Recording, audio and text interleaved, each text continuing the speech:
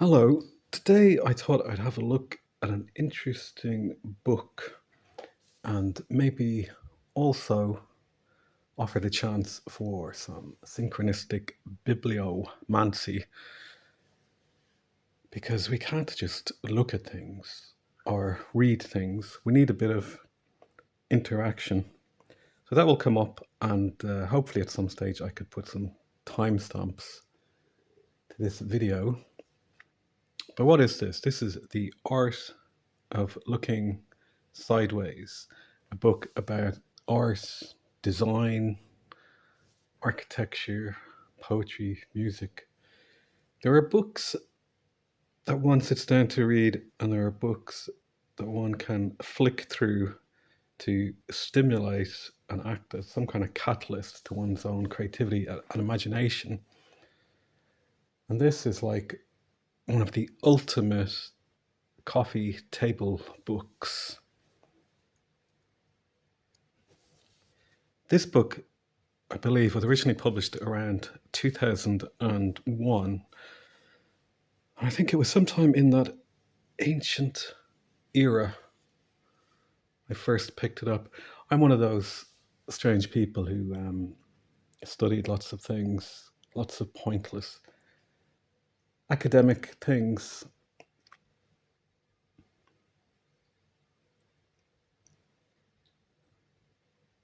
So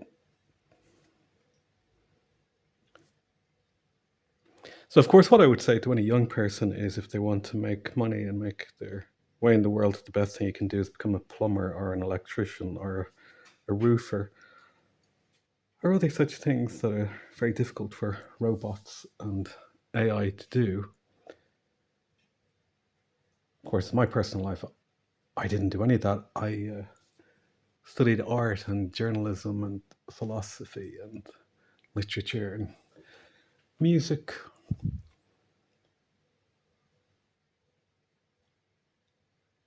And of course, end up with strange books like this in my collection. Now, why is there a small white mouse here? The white mouse is to demonstrate scale, because my hands could be the hands of a giant or the hands of a midget. But wherever you go in the world, the size of a felt white mouse is always the same. So it just gives you a sense of the scale, the physical scale of this book. Why I own this, of course, is a mystery, despite the fact that within the first 3 minutes I've been interrupted 15 times by my flatmate, who is also a cat. Has nothing to do with it. I'll just point out before I go any further that this book, if you find this online, and you can still find copies of this online secondhand, it doesn't come with this mouse.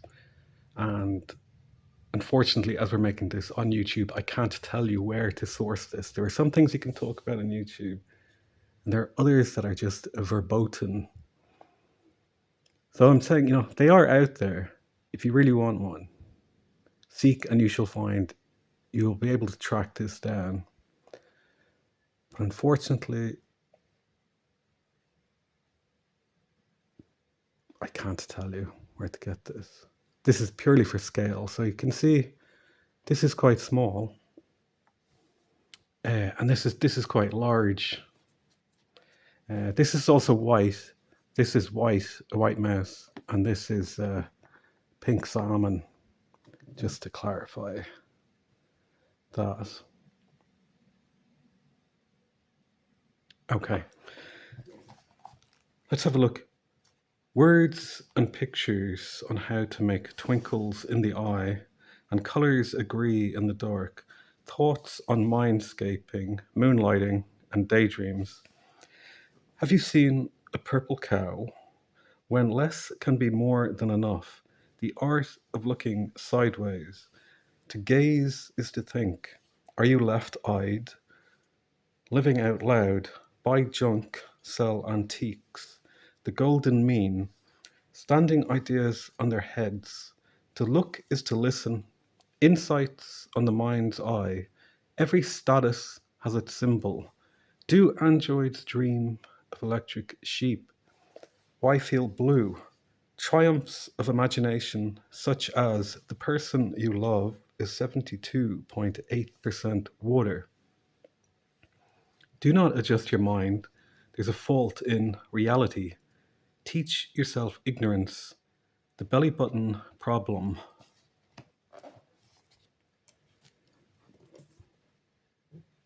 Visual charades. What has an ox to do with the letter A? The art of looking sideways. How to turn knots into bows. Bows. When does 1 and 1 add up to 3? Why sit with your back to the view?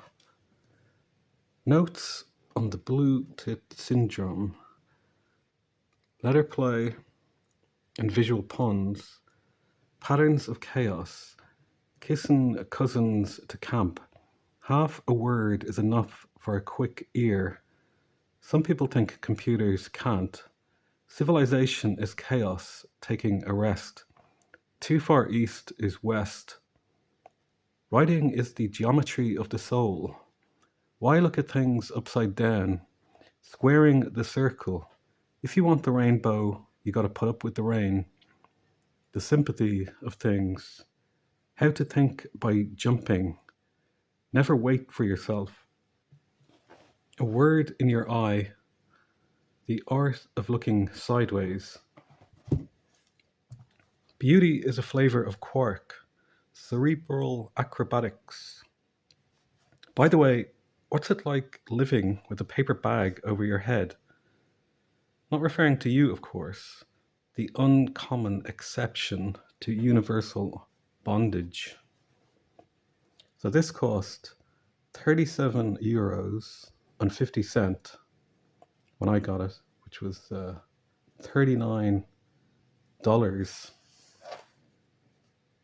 which seemed expensive at the time,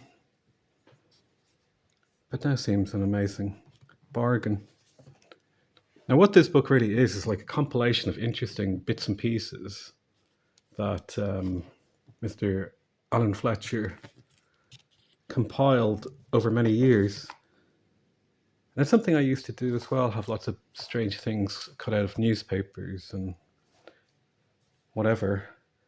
But if you don't make an effort to put them into some kind of format, they get lost as one moves around this earth. Okay, well, let's have a look at the flipping thing.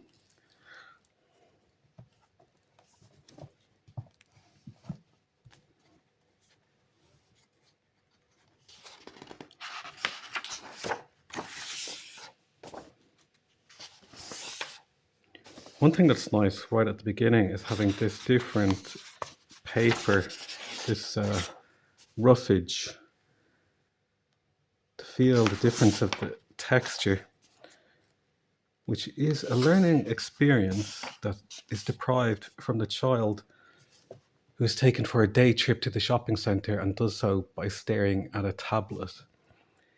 You're only disabling your child by exposing them to more and more technology.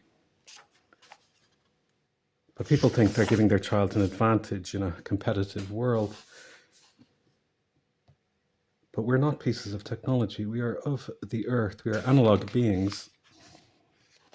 And books are magical things. Umberto Eco, by means of the sign, man frees himself from the here and now for abstraction. So I've had a look at this last night. I haven't taken it off a shelf in many years. And I'll show you. Let's see now. Let's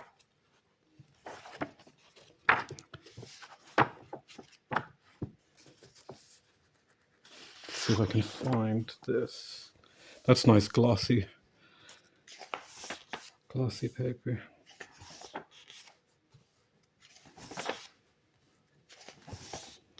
Of course, as I always say, the more one enjoys the tactile sensation of glossy paper,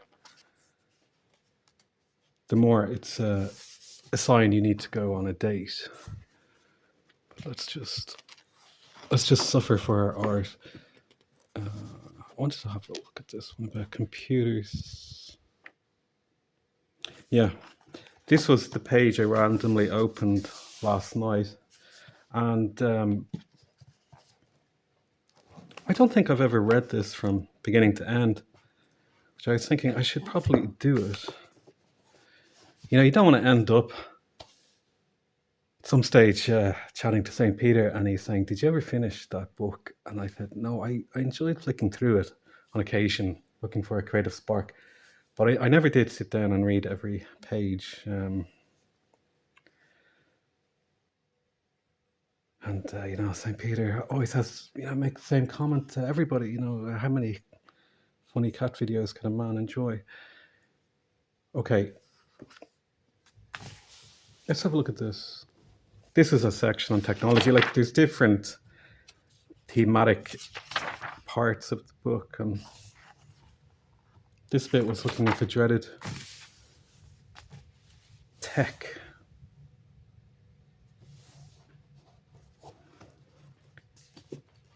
But I thought this was quite appropriate.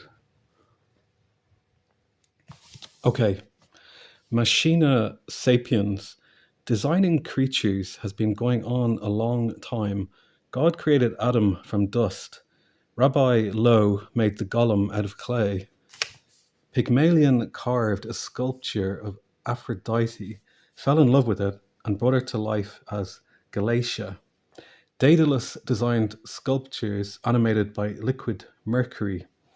Hero of Alexandria constructed dancing figures activated by steam and weights. Albertus Magnus had an automaton servant which Thomas Aquinas, convinced it was the work of the devil, attacked and reduced to scrap. Leonardo da Vinci made a line to greet Louis XII when he arrived in Milan, a triumph of mechanics which walked towards the king and tore open its chest to reveal a fleur-de-lis emblazoned on its heart. In the 18th century, Jacques de Vaucanson invented a mechanical duck which quacked, paddled, waddled, ate, and defecated. And Jacques Droz, who inspired Mary Shelley to write Frankenstein, created a puppet which could write, "I do not think, therefore I am not." Another famous automaton was a turbaned chess-playing robot known as the Turk. At least everyone had accepted it as a robot until it was revealed to be operated by a dwarf, some say a legless Pole, who really was a master chess player. Tick-Tock was born in 1907 in the book Ozama of Oz. A plate bolted on his metal backside said, "Thinks, speaks, acts, and does everything but live." I mean, TikTok 1907. You can mull that over your little grey cells. The word robot, Czech for serf, was appropriated from Rossum's Universal Robot, a surrealist play by Karel Čapek produced in the 1920s and later popularized by sci-fi writer Isaac Asimov. In the film Metropolis, Professor Rot Wang designed a robot which worked continuously and never tired or made mistakes, an idea which appealed to big business. In 1939, Westinghouse had produced Electro and his dog Sparko. Electro could walk, talk, and count. Sparko wagged his tail and could sit up and beg. Unfortunately, one night, someone left the door open and Sparko ran outside. Attracted by the lights of a car, he homed in and was crushed to death. Since then, we've had Speedy, Cutie, Daleks, Nomad, R2D2, Blade Runners, Terminator, and less happily, Acoustic Kitty. Acoustic Kitty was a real cat, a 1960s product of $25 million research and technology internally wired to eavesdrop. One day, the CIA tried to persuade her to cross the road and enter the Soviet embassy, but only succeeded in disorientating her. And so, like Sparko, she took off, got run over and written off. You see, they're just evil. By 1970, Marvin Minsky, a godfather of artificial intelligence, was predicting that within the decade, a machine would read Shakespeare, grease a car, play office politics, tell a joke, have a fight. He was an optimist. Machines haven't got much further than putting other machines together, let alone thinking up interesting ideas. However, if and when human engineering develops creatures like the replicants who feature in Blade Runner, we might not be able to distinguish cyber people from meat people.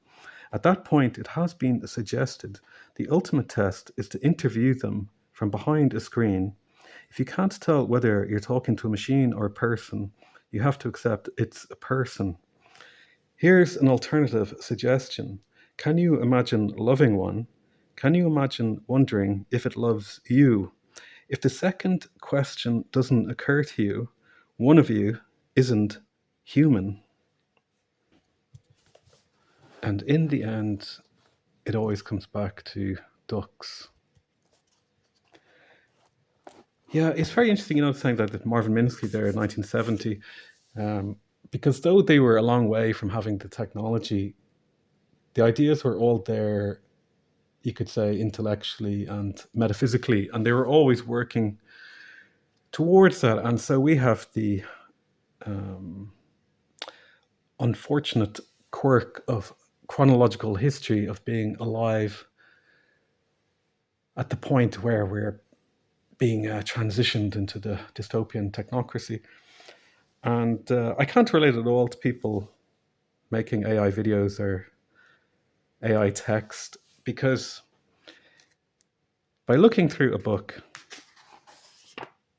I am entangling my consciousness with the material world where I live and allows me to have experience of consciousness. So by physically interacting, I am learning about the world and about myself, as within, so without. Well, if we only have digital synthetic inputs, we're entering a kind of unreality, a synthetic digital purgatory. And that's what I think is happening when, the ultimate goal is to encase a human being, the organic human being, surrounded purely by digital inputs, sound, video, and being bathed in a soup of radiation. So that's all a process of terraforming the earth and terraforming human beings, which is all against the cosmic law of God and is a denial of human free will. I think ultimately it comes down to the fact that they want to remove free will by us being forcibly transformed into the Borg. And I think that's what the Borg, represent in Star Trek, is that it's a kind of, it's like it's the shadow of the technology, and it's like the guilty conscience of the writers, the engineers, the architects of that beast system. So the Borg comes out as that kind of warning, because the world that's proposed in Star Trek is basically a propaganda of what a new world order would be. While you and I have lips and voices which are for kissing and to sing with, who cares if some one-eyed son of a bitch invents an instrument to measure spring with? E. E. Cummings. Who could disagree with that? So it's this is something to offer process of catalyst between your consciousness and free-floating ideas contained within this. Because obviously, a book is basically a piece of analog technology which allows human beings to put their ideas and creativity into a format that can survive in the material world. But the interaction of this hand on paper, which used to be trees that grew on this green earth, creates a kind of entangled magic, which doesn't happen with digital technology. Obviously, all this information can just be put into like an app on your phone. But when you're using a phone endlessly scrolling, you are actually altering your nervous system. You're unwittingly training your brain into short form thinking, where it then becomes difficult to engage in long form thinking, which is why reading books is always a great counterbalance to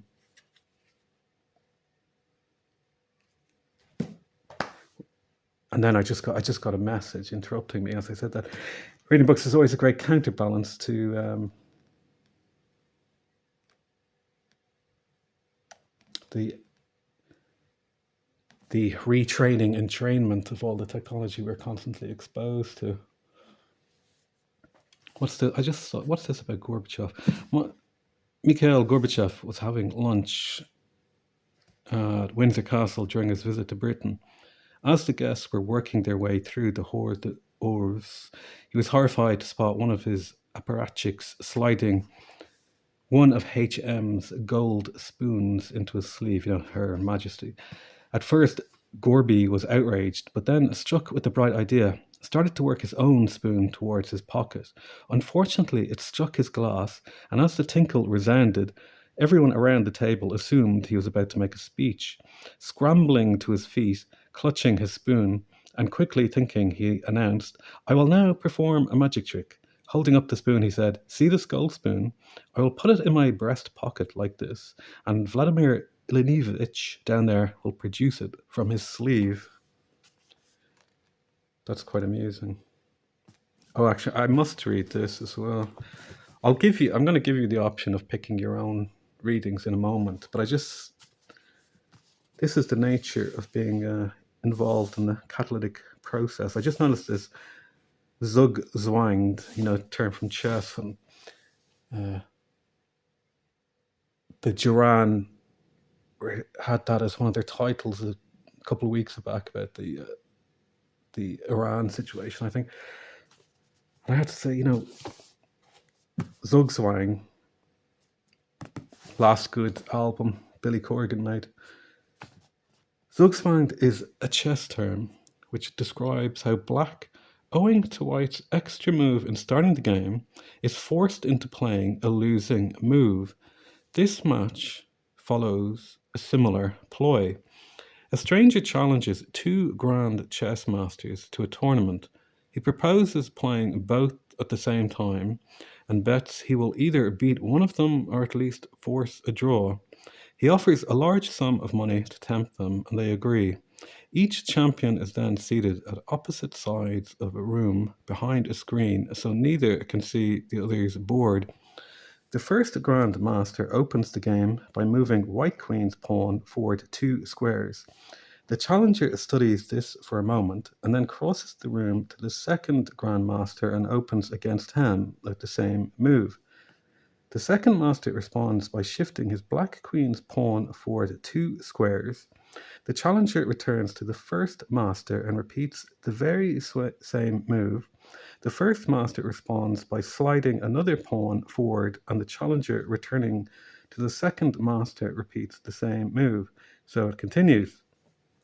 The two masters, each increasingly baffled by the expertise of the challenger, reach an impasse and are forced to concede a draw. The challenger collects the cash. Not bad for someone who didn't know how to play chess.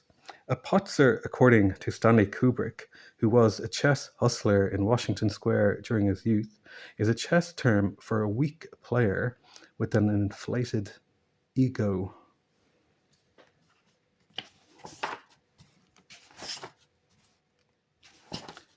So I'm going to do some random readings, and I might go forward and back a page because some of the pages are just images.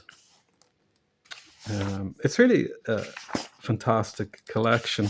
I mean, of course, as this was published in 2001, it might be, slightly leans, I suppose, slightly too liberal for some of us now alive in 2026.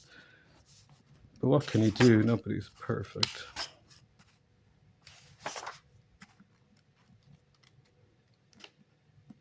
Because you might say the hardest thing to see is what is in front of your eyes, a truism for liberals everywhere.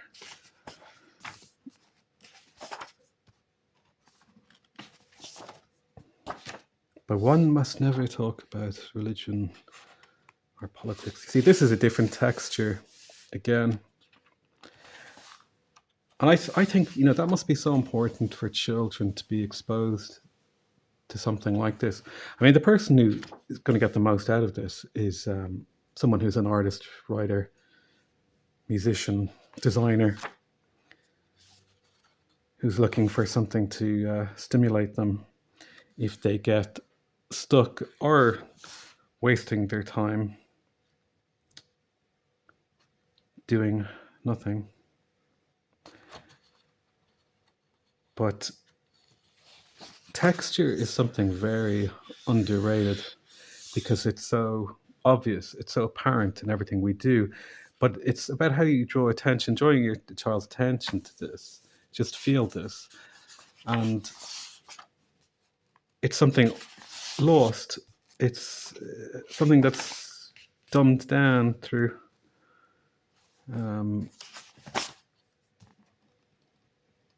only interacting through the world with technology. Because if you only interact through technology, you're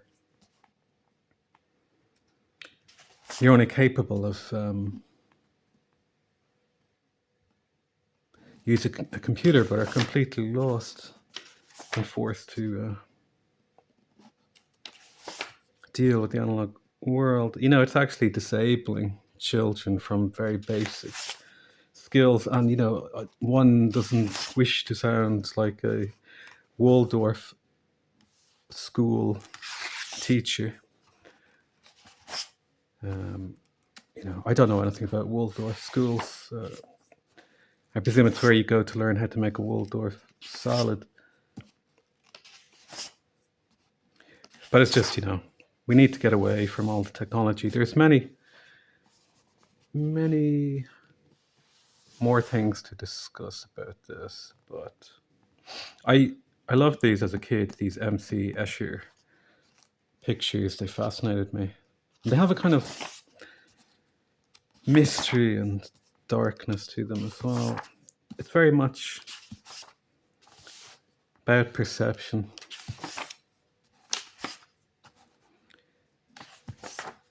And of course, if anybody objects to me looking through this book, I could only say that surely it will only encourage people to purchase it for themselves.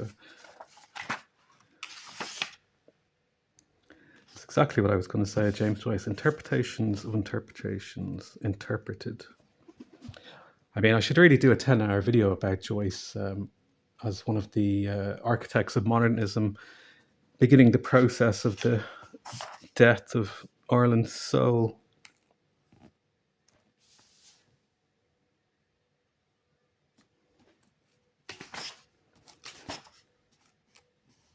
So yeah, they painted the ships, World War I ships. So the idea was when you looked through a periscope to torpedo the ship, you'd get this dazzle effect.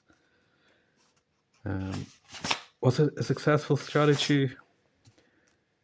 We shall have to ask those asleep in Davy Jones' locker. Okay, I know you want to choose your own page. I was trying to think of different ways of doing this.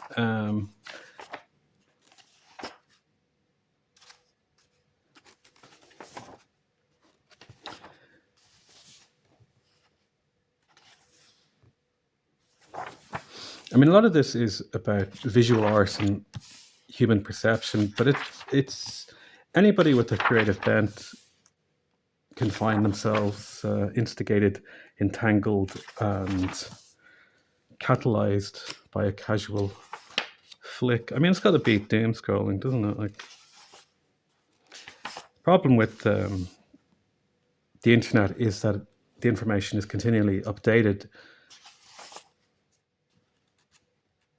So there's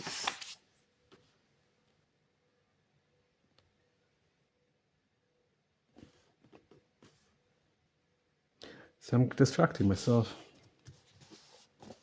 But yeah, see, the internet offers everything as continuous updates. So you're always like, like refreshing a page or going back to another page, saying, has someone posted something, or something new updated, what's in the news, like, 24/7 news.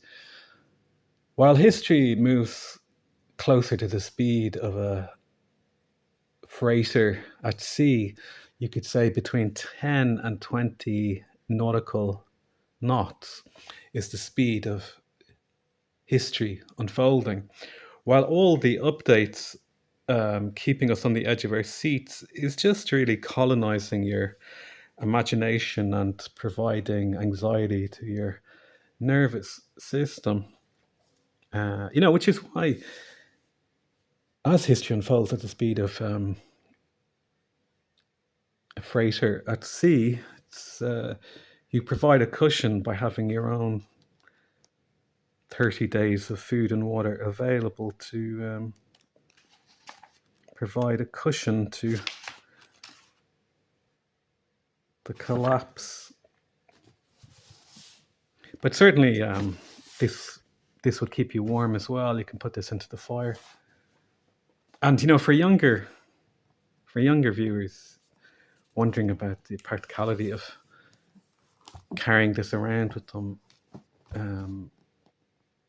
because I realize this is probably larger than most people's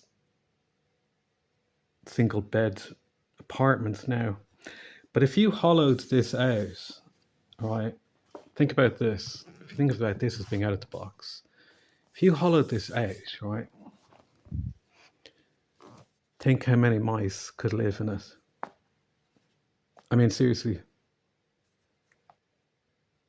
This could be home for at least 10 or 20 inanimate felt mice, so something to keep in mind. Okay, I'll read one more of these because this just caught my attention. Invisible fields. The Tantra metaphor for the remotest creative sound is the tinkling anklet of a dancer whose movements weave the invisible pattern of the world. There seems to be, although it's no news to ecclesiastics, invisible fields which organize and shape things, a mysterious phenomenon which accounts for the sudden simultaneous banking of a flock of birds, the zigzag path taken by shoals of fish, the alignment of termite mounds along a north-south axis, the crab-wise flight of aeroplanes, mass ceasing to exist by lemmings, the mathematical patterns made by elephants when they amble along, the chorus line legs which react twice as fast as those of individual dancers, identical human cells which can turn into an arm or a leg or a nose. And have you noticed how we square our shoulders, round off a conversation, think elliptically, make a pointed argument, receive a crooked look, bend our mind, circle around an issue, straighten someone out? And probably the greatest unsaid truth about human reality that no mainstream or academic source will really dare talk about is how human beings are subject to morphic resonance, morphic fields like birds and animals are. Because if we fully integrated that knowledge, we would not have a civilization where we indulged in advertising goods to people, particularly advertising toys to children.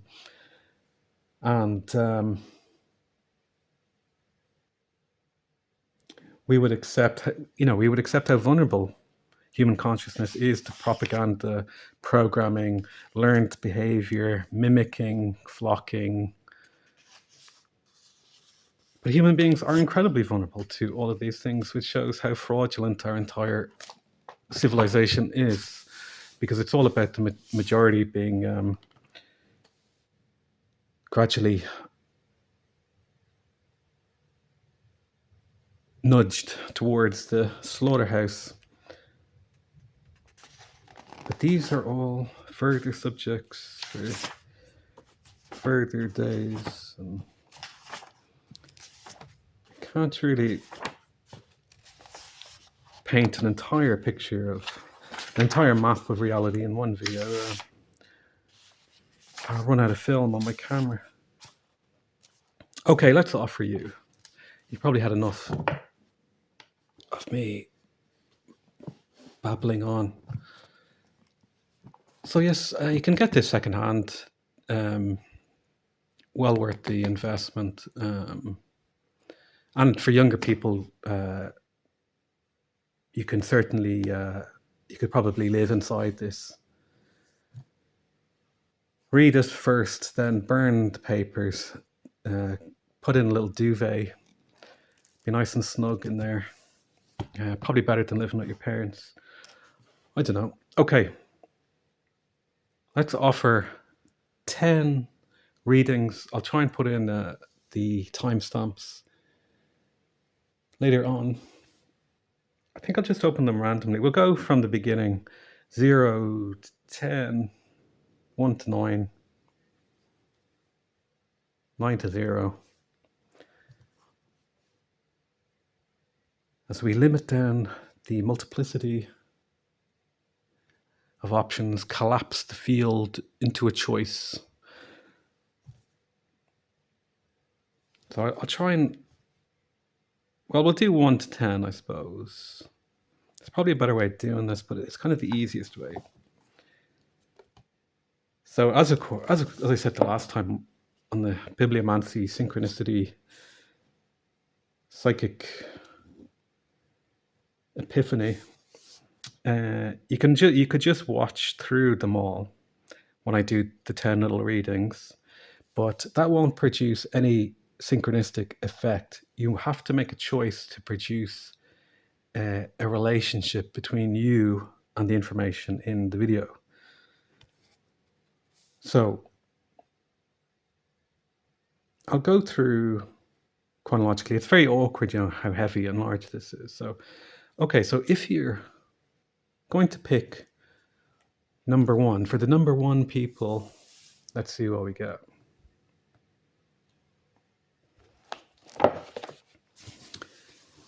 A selection of pencils. Yeah. Pencils are very satisfying to chew when one is considering the meaning of life.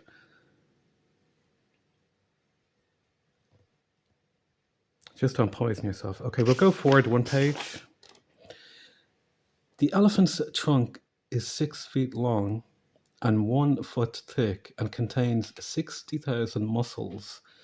Elephants can use their trunks to uproot trees, stack timber, or carefully place huge logs in position when recruited to build bridges. An elephant can curl its trunk around a pencil and draw characters on letter-size paper with the 2 muscular extensions at the tip.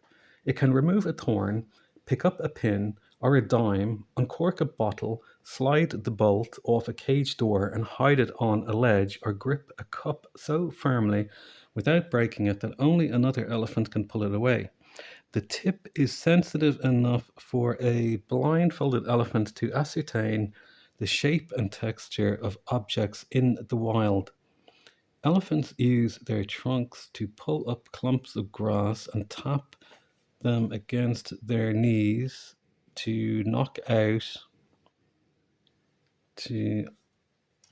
them off the dirt, to shake coconuts out of palm trees, and to powder their bodies with dust. They use their trunks to probe the ground as they walk, avoiding pit traps, and to dig wells and siphon water from them. Elephants can walk underwater on the beds of deep rivers or swim like submarines for miles using their trunks as snorkels. They communicate through their trunks by trumpeting, humming, roaring, piping, purring, rumbling, and making a crumpling metal sound by rapping the trunk against the ground. The trunk is lined with chemoreceptors that allowed the elephant to smell a python hidden in the grass or food a mile away. Elephants are the only living animals that possess this extraordinary organ. So that was for those who chose number 1. Now you can turn off the video.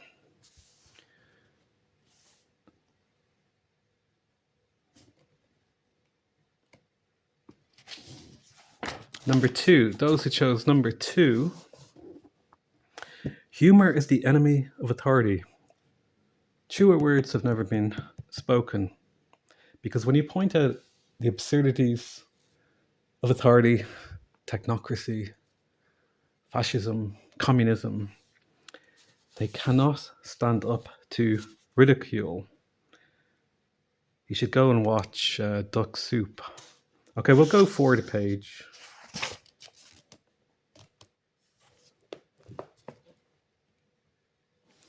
The humours.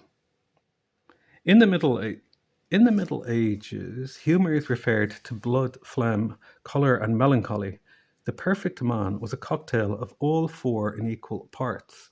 If someone had more of one humour than another, they were unbalanced, irregular, capricious, in other words, eccentric.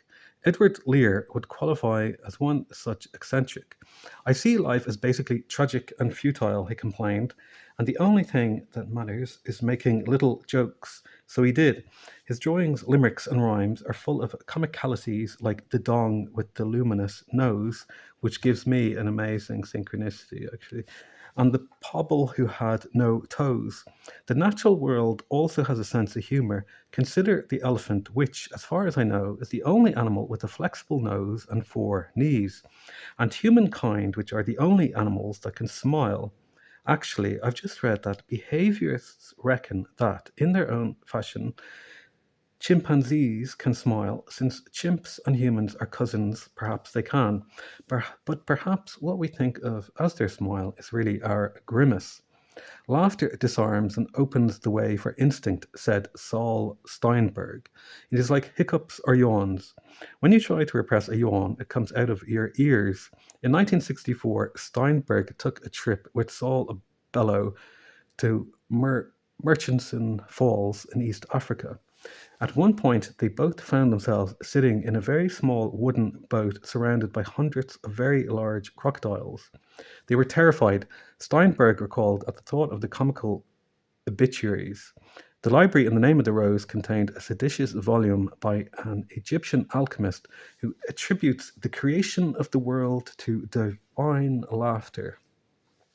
An unnerving thought matched by an equally frightening conjecture posed by another writer, Robert Graves, who innocently asked whether the height of silent humour might be to cause an unknown change in the Earth's climate.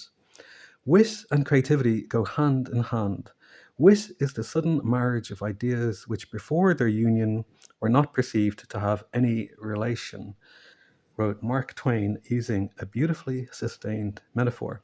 And I will just add in as an editorial comment about yawning, is that if one is ever feeling anxious or stressed or worried and you can't relax, make yourself yawn, and it has that effect of resetting your nervous system. Okay, that is for those who chose number 2. You can turn off the video now.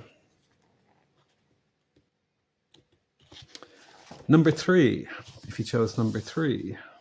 We've got the color spectrum,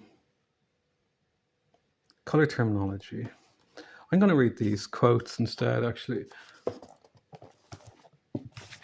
That is my choice as humble reader.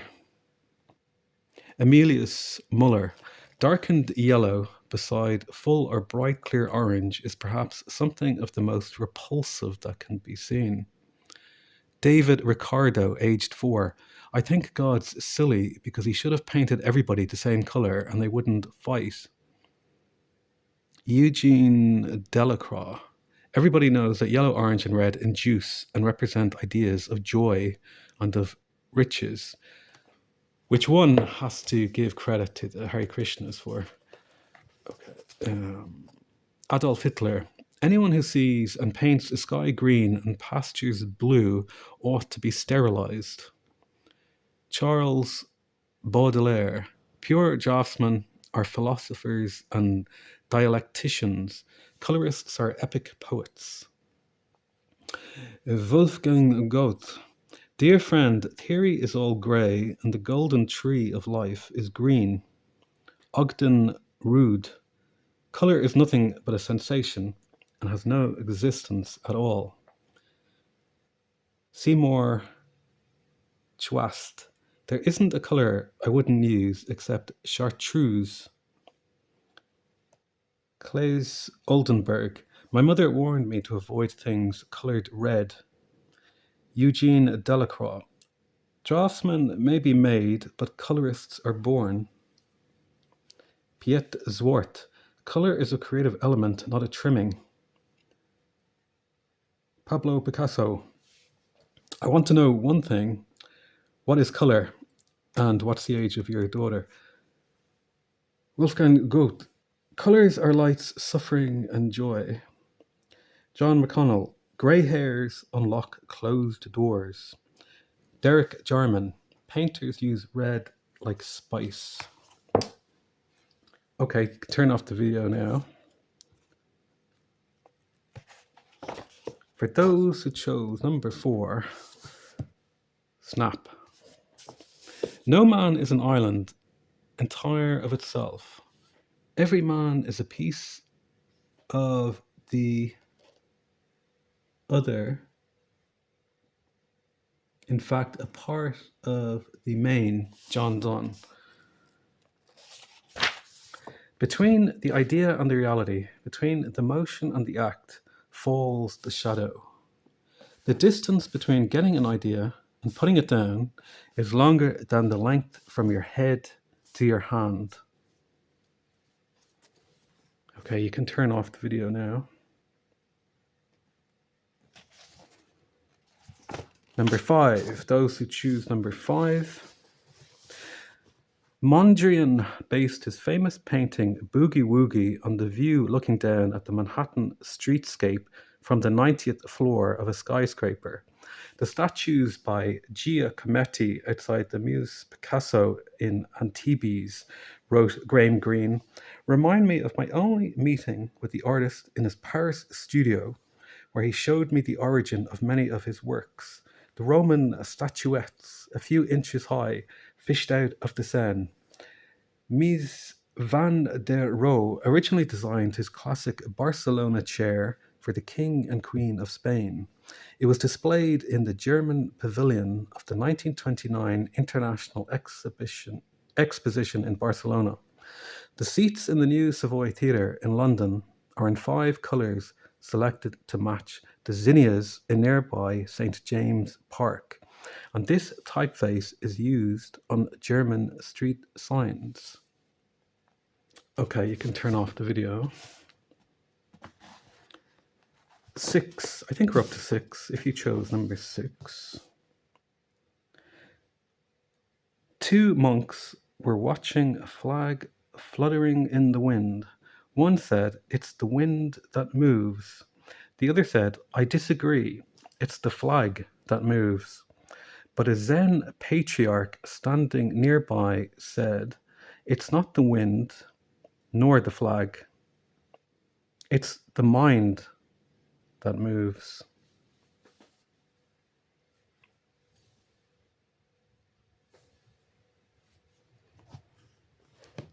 I'm going to push this up here, so if you want to read this, you can pause. You can pause that and read that for yourself if you want to. Okay, you can turn off the video. 7, if you chose number 7. A schematic of the Phoenician letters, the seminal version is the inscription on the sarcophagus of King Aram of Byblos. Ahriman's someone totally different. King Adam of Byblos, 1000 BC, incidentally, the town which gave its name to the Bible. I'll let you have a look at that yourself. The letters of our alphabet are derived from a script invented, or at least developed, by the Phoenicians. Their neighbors, the ancient Greeks, adopted this for their own use, and by translating Phoenician letters into Greek Aleph A and Bet B, becoming Alpha and Beta, gave the word the alphabet. Lots of conspiracy babble online about who the Phoenicians are, if you want to go down the rabbit holes. All characters were originally signs, and all signs were once images. Human society, the world, man in his entirety, is in the alphabet. Masonry, astronomy, philosophy, all the sciences start here. A is the roof with its rafters and transverse beam. The arch, or it is like two friends who embrace and shake hands. D is the back, and B is a D on a second D. That is a double back. The hump C is the crescent, is the moon. E is the foundation, the pillar, and the roof. All architecture contained in a single letter. F is the gallows, the fork. G is the horn. H is the facade of a building with its two towers. I is the war machine that throws projectiles. J is the plough, the horn of plenty. K signifies one of the basic laws of geometry. The angle of reflection is equal to the angle of incidence. L is the leg and the foot. M is the mountain or the camp with its tents. N is the door closed with a crossbar. O is the sun. P is the porter carrying a burden. Q is the croup and the tail. R signifies rest, the porter leaning on his stick. S is the snake. T is the hammer. U is the urn. V is the vase. That is why U and V are often confused. I have already said what Y signifies. X signifies crossed swords, combat, who will be victor. Nobody knows. That is why philosophers used X to signify fate, and the mathematicians took it for the unknown. Z is the lightning, is God. Victor Hugo. Among the great calligraphers may be found signs straight as hanging needles and marks round as dewdrops. One also finds signs jagged as lightning flashes or like falling rocks. There are signs inclined like flying birds or galloping breasts. Characters look like dancing phoenixes, like crawling serpents, like precipitous crags, like abrupt peaks.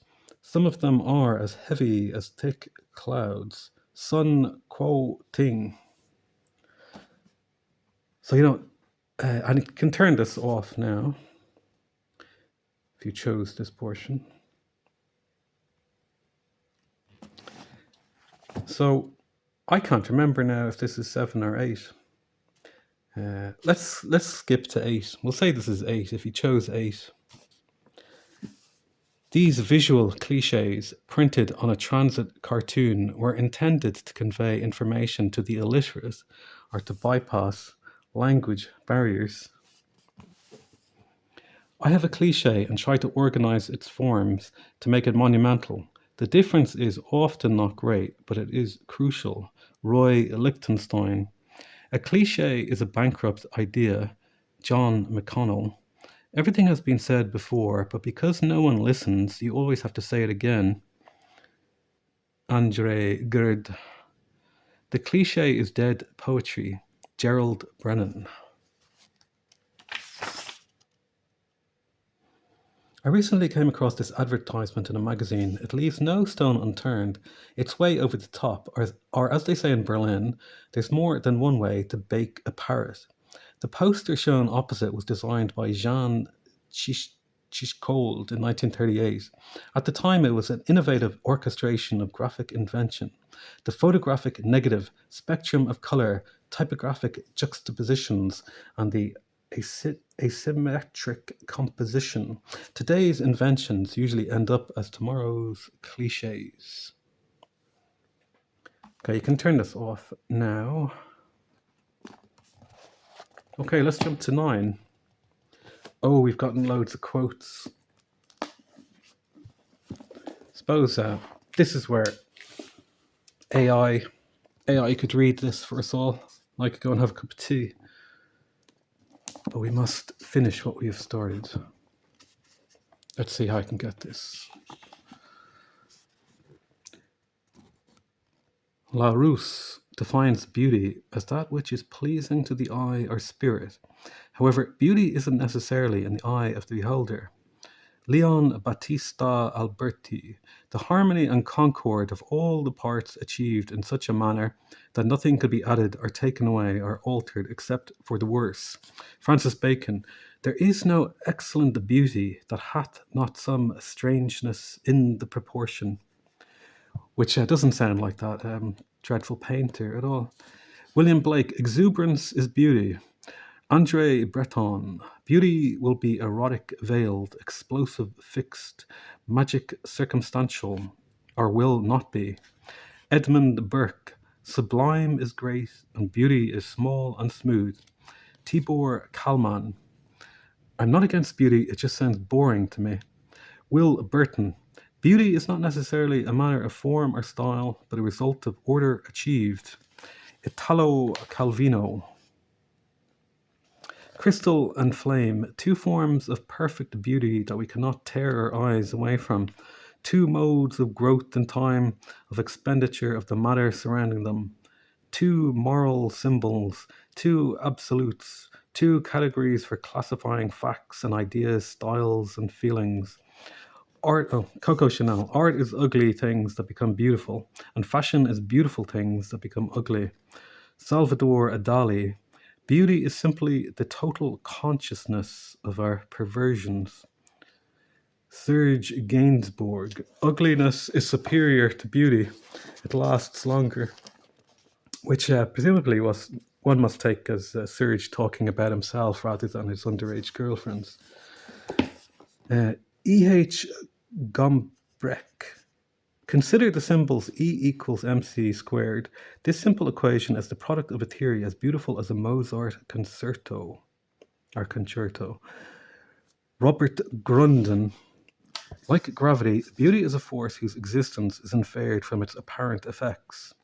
William Hogarth, variety without confusion, simplicity without nakedness, richness without tawdriness, distinctness without hardness, and quantity without excess.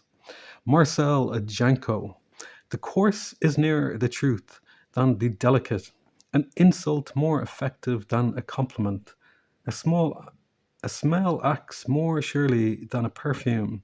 The art of the uncivilized cave dweller is grander than today's. Ugliness is more beautiful than beauty.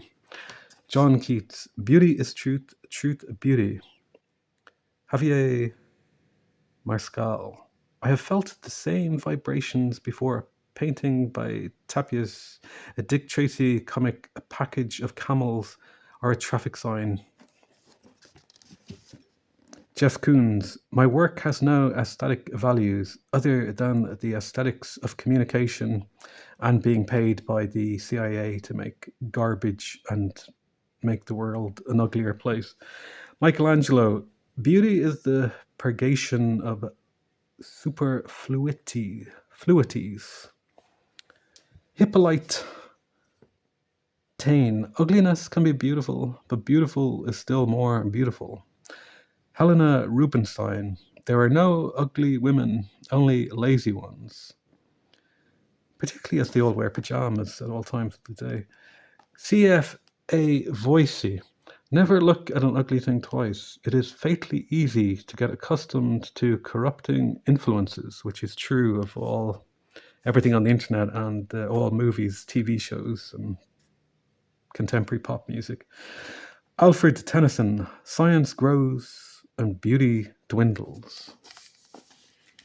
Okay, and you can turn this off now. So we'll do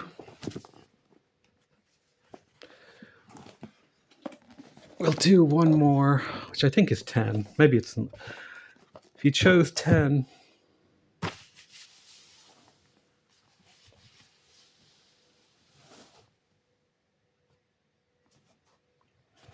I'll let you read this part yourself. Um, Sit, sit with your back to the engine. Most people live with a bag over their head. They treat sight as a convenient method of avoiding bumping into things or watching television. Even the venturesome tend to see things in terms of something else. An acquaintance visited an architectural pleasure, subtly lit, exquisitely furnished, the walls hung with sparkling artworks. Breezing in, he glanced around and asked, "How much did this cost?" It's not that he's a nerd. Show him a kumquat and he salivates. Play a Puccini aria and he radiates. But he's got tin eyes.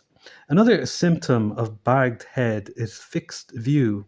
Art critic Brian Sewell is one of the I know what I like school. He spends a lot of time in warfare with his colleagues, critics criticizing critics. I like it. Anyway, he isn't totally ungenerous and apparently changed his will to bequeath his eyes to a rival art critic. Most people's lives are like sitting facing forwards on a train where everything rushes past in a blur, instead of sitting with their back to the engine in visual comfort to let the landscape scroll by. Of course, one can be less passive. Driving on a motorway, claimed Rene Banham, was like cresting through parallax like a surfer. Looking is giving a direction to one's sight, observed Leonardo da Vinci. A bird is an instrument. It opens its wings quickly and sharply, bending in such a way that the wind raises it. And this I have observed in the flight of a young falcon above the monastery at Vipero, to the left of the Bergamo road on the morning of 14th April 1500. In contrast, most of us faced with a scene look at it rather than look into it. What you see and what you notice aren't the same thing. You will, of course, have noticed the deliberate mistake in the preceding paragraph, and it's not a spelling mistake. Picture blind. There is a tribe in the Cameroon who have no pictorial art at all and only make bands of geometric designs. When shown a photograph of a snake or an elephant, it doesn't mean anything to them. The images could equally well be of cooking pots or missionaries. They are picture blind. In comprehending pictorial representation, much is acquired through familiarity with paintings, drawings, and photographs, rather than being a trait which is inherited. Mind you, my 2-year-old grandson instantly recognized himself in a photo, and his mother too, and he hasn't been to art school or taken a course in visual communications. Have you noticed that although plenty of people confess they have no ear for music, you don't come across many who admit they have no eye for painting? Something to remember when looking at a picture we don't understand and react angrily, feeling that we are being fooled, perhaps rubbishing something because one doesn't understand it as a remnant of a survival instinct which threatens the unknown before it threatens you. As that famous Irish rugby player, Willie McBride, maintained, it always pays to get your retaliation in first. Of course, it could just be, to quote a character in a Agatha Christie novel, if you don't see what a thing means, you must be looking at it the wrong way around. Strolling is the gastronomy of the eye. To walk is to vegetate. To stroll is to live. Honor de Balzac. And such great advice is lost on all those getting their daily steps in. And those are some synchronistic readings from The Art of Looking Sideways.